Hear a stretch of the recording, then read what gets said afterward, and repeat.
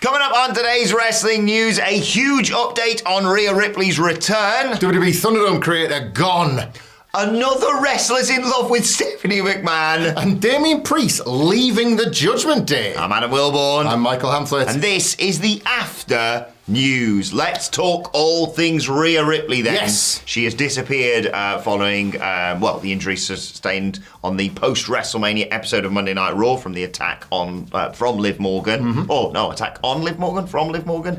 I don't know. Maybe By Liv Morgan. Yeah, preempting her, going after her man, basically. A shoulder injury, as I mentioned, has taken her out of action. However, Fightful Select have come through saying that the internal hope within WWE is she will be back before SummerSlam, obviously constantly being referenced by Liv Morgan, by the Judgment Day, by Dominic Mysterio. Yeah. Reports that Rhea Ripley wasn't scheduled for WWE SummerSlam did come out, but sources in WWE indicated they have things constructed that Ripley can slide in and return to the program whenever she's ready, even in a non-wrestling capacity. There have already been discussions internally about her being involved in the world title program upon her return. Of course, that makes sense. That would be logical considering where she left off. A WWE source that spoke to Sean Ross Sapp of Fightful, though, said that the story available at the time of her return will dictate what program she's in, as many creative decisions have been made in her absence that still involve her. Liv Morgan, of course, defending her title against Zelina Vega on the Go Home episode of Raw ahead of Money in the Bank next week.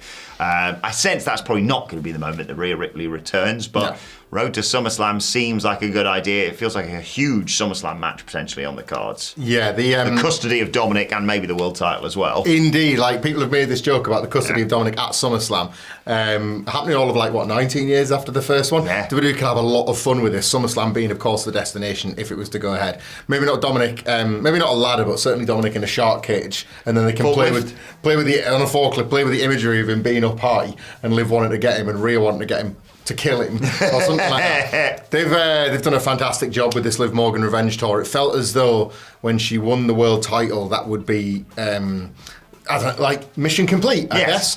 And instead, what they've done is obviously built her winning the title into her infiltrating the Judgment Day. That has now resulted in the Judgment Day seemingly getting back on track. We're going to have more on some further dissension later on in this news video, but they've won the tag team titles now.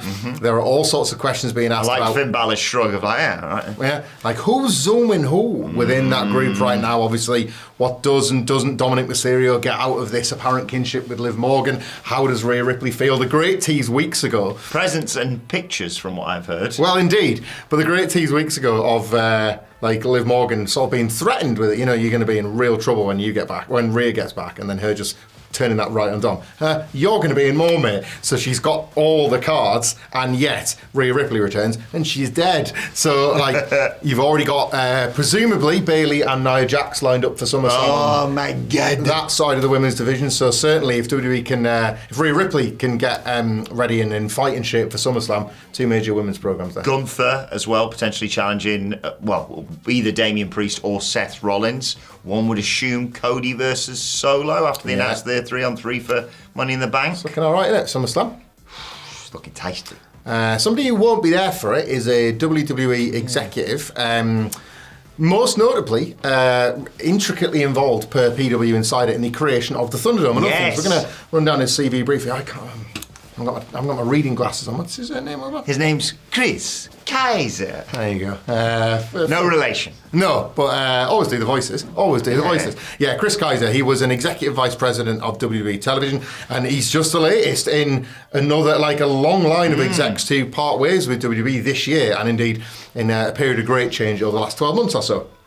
Again, PW Insider had the story that he was cut by the company. This is another case of them changing things up. We've kind of talked pretty much since the TKO takeover that there would constantly be major changes at boardroom level, but Kaiser has kind of been one of them execs that we've been able to see his impact on the product. He was with the company since 2015, having come over from Spike. He was a senior vice president of TV production, an executive vice president of television operations, an EVP of television, all titles to do with kind of everything we see with Raw and SmackDown.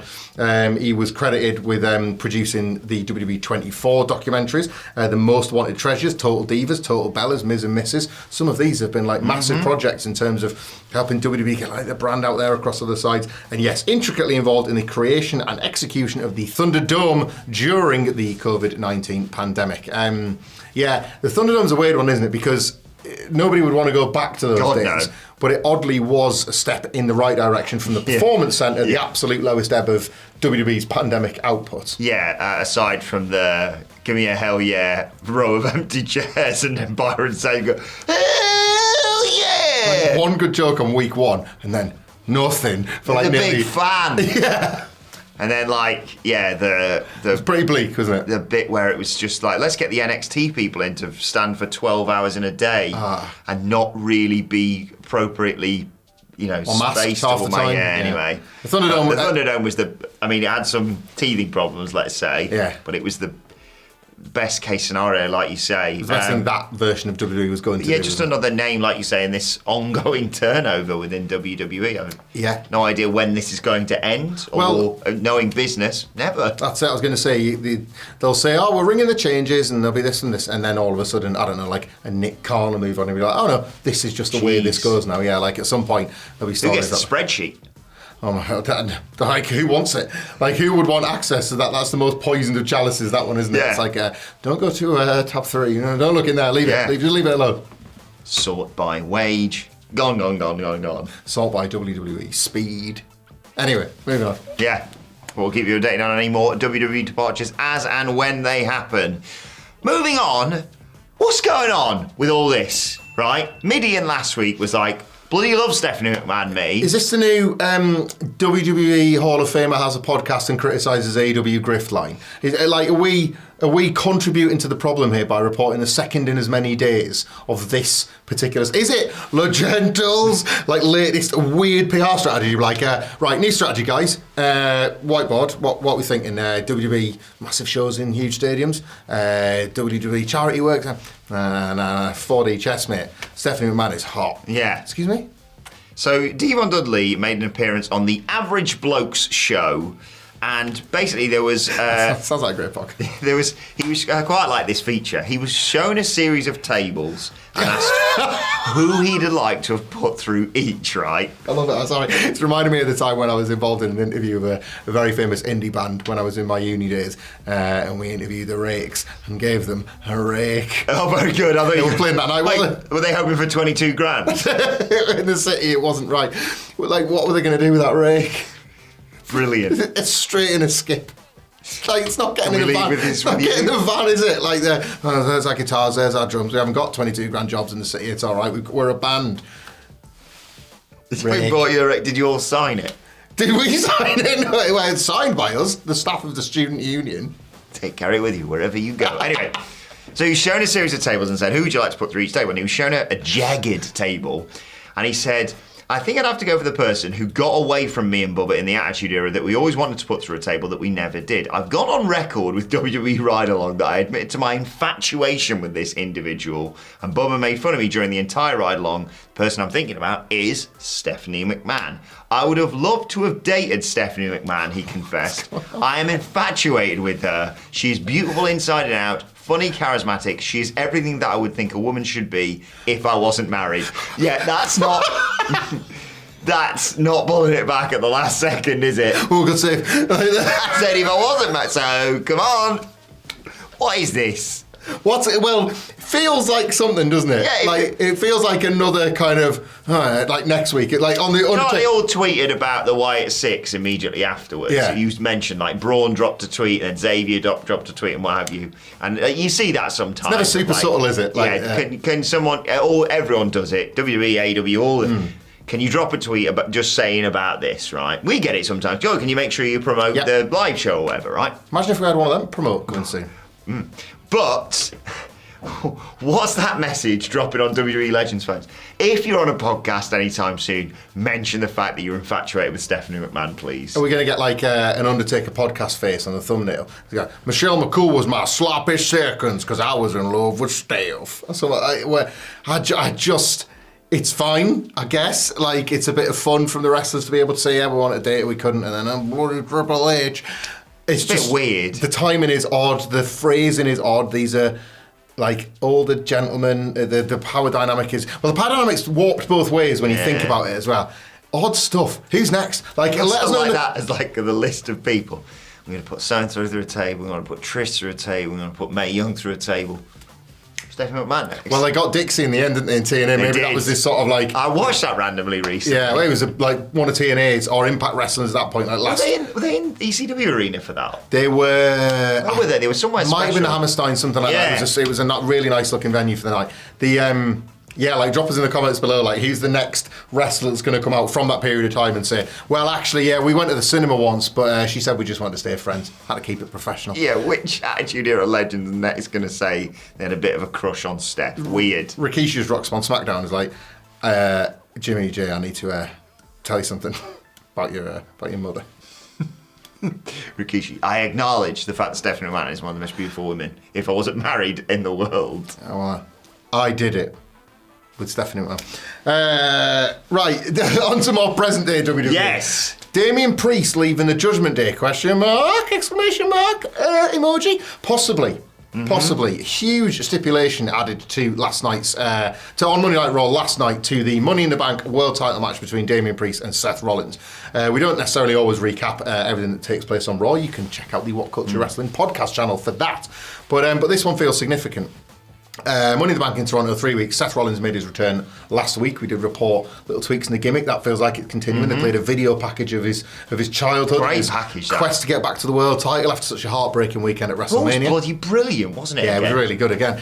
And Rollins, with that, basically offered a kind of Cody Rhodes adjacent stipulation that he will never challenge... A gentleman's agreement. Indeed. That he will never challenge for the world title again as long as Damian Priest has got it.